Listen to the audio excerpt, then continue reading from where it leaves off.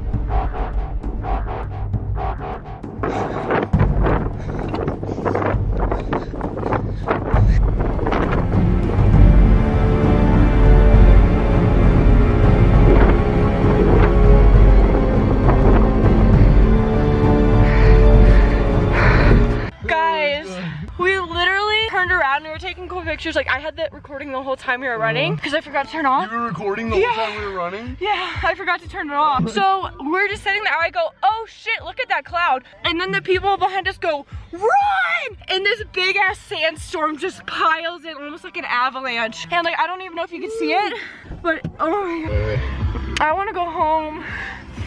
I didn't like that. Oh, it's snowing like here. Oh, it's snow. Babe, we gotta go. All right, bye guys. Battery's dying. We'll check you later. If we're still alive.